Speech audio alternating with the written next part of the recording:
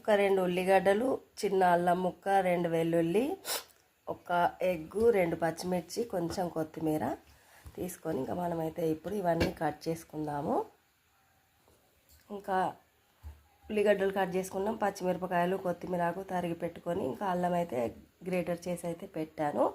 ఇంకా ఇప్పుడు ఇందులోకి అయితే 1 స్పూన్ కారము, ఒక పావు స్పూను గరం మసాలా, పావు స్పూను ఉప్పు, చిటికెడు పసుపు వేసి ఎగ్గు కొట్టి బీట్ చేసుకోవాలి. ఇంకా ఈ ఎగ్గునైతే ఇందులో కొట్టి బీట్ అయితే చేసుకుందాం.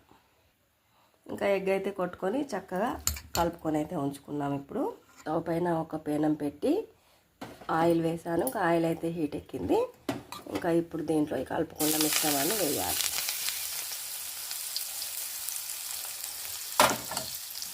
వేసి సమంగా పట్టుకోవాలి. ఆనియన్ ఆమ్లెట్ రెడీ అయిపోతుంది.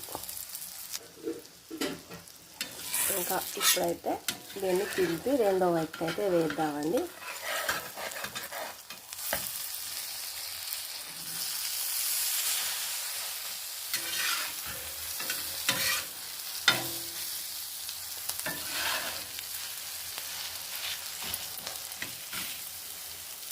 ఇంతే అండి, కమ్మటి ఆనియన్ ఎగ్ ఆమ్లెట్ అయితే రెడీ అయిపోయిందండి. ఎమ్మీగా చాలా టేస్ట్గా ఉంటుందండి.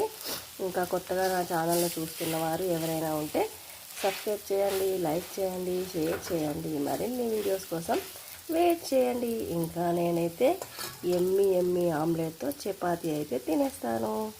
నెక్స్ట్ వీడియోలో కలుద్దాం.